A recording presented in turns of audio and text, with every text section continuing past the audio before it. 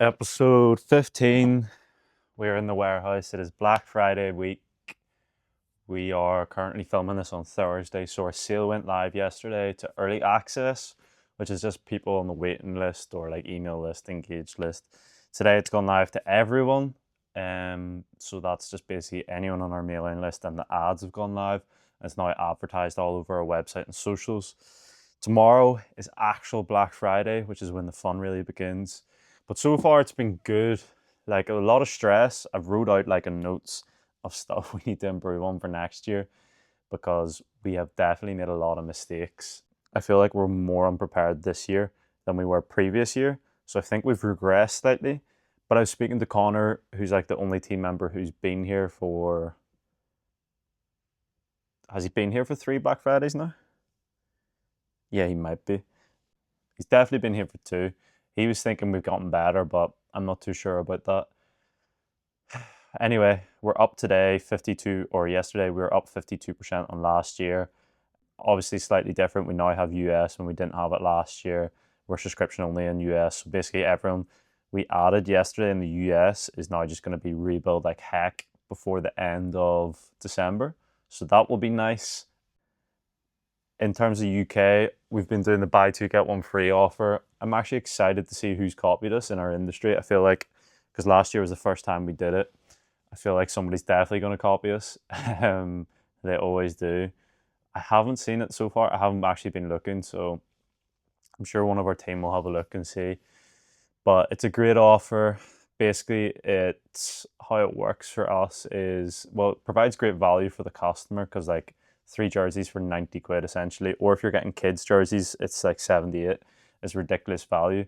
But obviously, when we buy in the jerseys, like for us, instead of like discounting our margin down for like, so say we're 45 and then we discount it down to like make it a good percentage, we'd like say 30% discount, it'd have to be like, what even is that, 30 quid? Which we're 30% discount doesn't even sound good as well, and it's 30 quid. And then we have postage costs as well. While the postage cost on 3 shirts are the same as like basically well, not quite the same as 1 shirt, but it works out the same. So like for us, it's easier, it's more cost effective on the labor front. On shipping, it's more cost effective, and it also just is greater value perception. Like people think 3 shirts for 90 is better than 1 shirt for 30. I think. I don't know how that works in the mind, but it definitely does. Talking on value perception, that's something we've been working on this week. So Dara has come in and he's heading up. So Dara is like this super smart kid. Well, not a kid anymore, but he's been with us since he was basically a kid. Like I think I remember he worked his first shift probably when he was 16, 17. Doubt he's watching this, but I remember when he came in, he's like, what would he have been, 4th year at school or 5th year? And he kept asking me really annoying questions. He was just packing boxes like everyone else we had in at that time, just helping us out in Christmas rush. He was asking really annoying questions. And then I realized they were annoying because they were good. I was having to think about them. And so like I texted him on and off, and he always came in and worked Christmases and stuff like that. Anyway, fast forward now, he's in 2nd year university. He has managed to get, he like studies finance with risk or something like that. Not too dissimilar to my degree. And he's just super switched on. He worked for us during the summer there. So now we've decided to kind of give him a project, more e-commerce wise. So he's doing retention for us. And so why value perception comes into retention is because we give away free gifts with when you subscribe. So like it's just like a thank you for subscribing. But we want to like measure what people perceive the value as.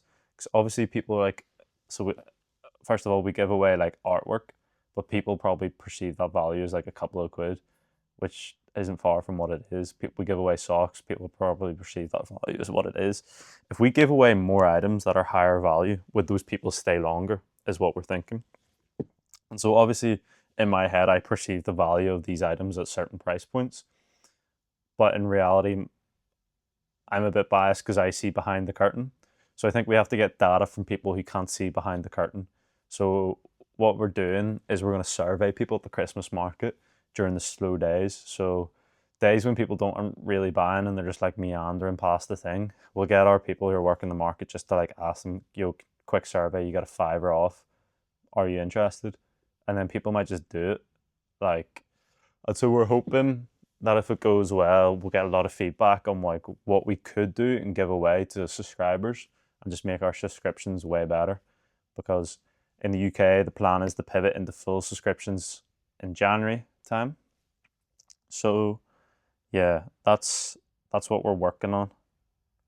It's quite interesting as well, like surveying people, and because like e-commerce, you just get stuck behind a screen a lot of the time, but in reality, your customers are people. That's what I love about the market. Like they just are people that you have to interact with. So yeah, surveying them, we'll get data back, and then we'll make informed decisions off the back of that data.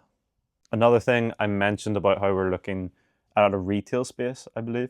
So yeah, basically being at the market 3 years now, we think next step is a retail space. So we're looking at one, which is quite close to the city market where it is right now.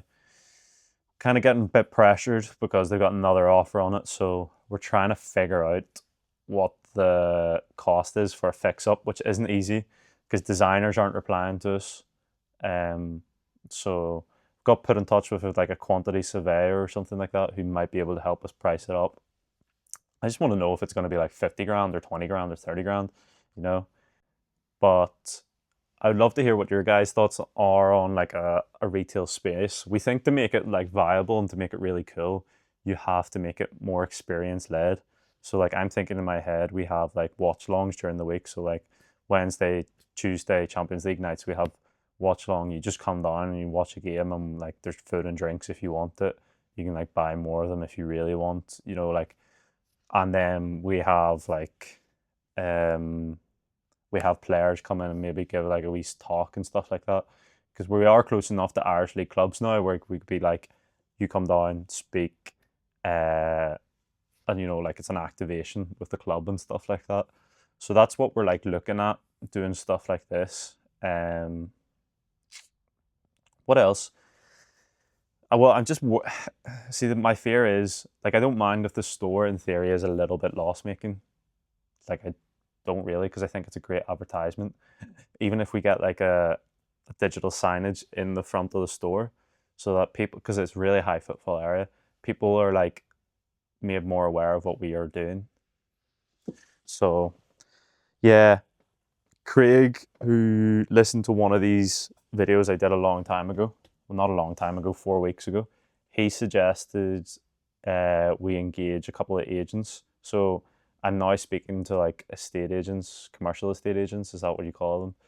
Because they could act on our behalf in terms of either finding places and then negotiating and advising. Because like we do not know anything about retail, and I'm fed up with just searching on the websites myself.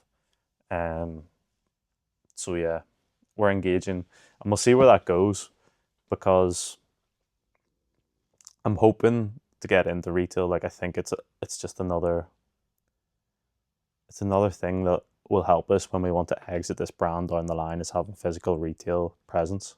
I've been busy hiring as well this week, so I finalised my personal assistant hire. Erin is joining us on Monday. Quick turnaround. She is from Dundalk and she might be watching this video.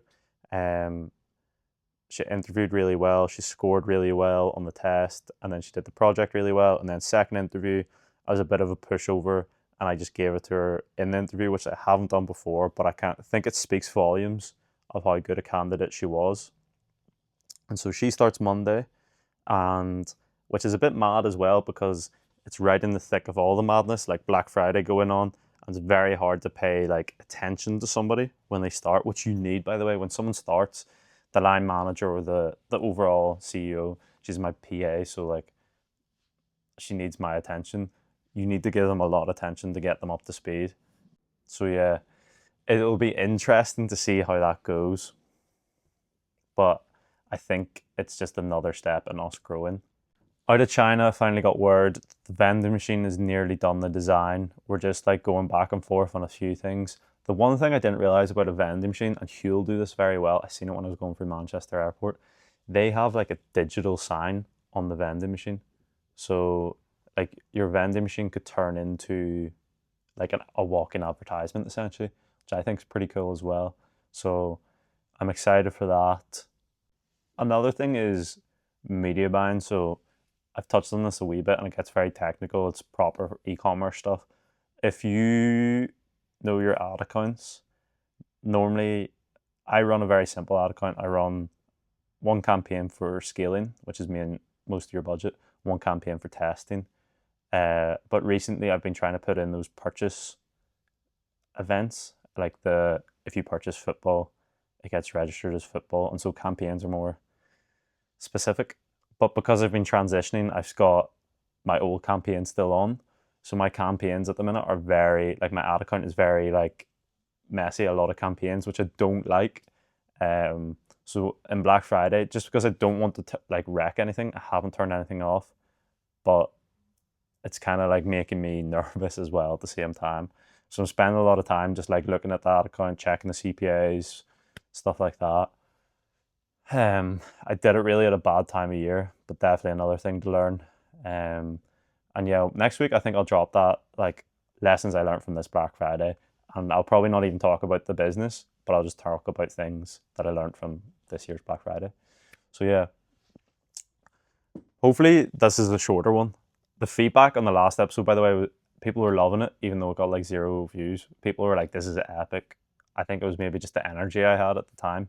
So if you're still enjoying the stuff, I appreciate you watching, and I'll be back next week with Black Friday lessons.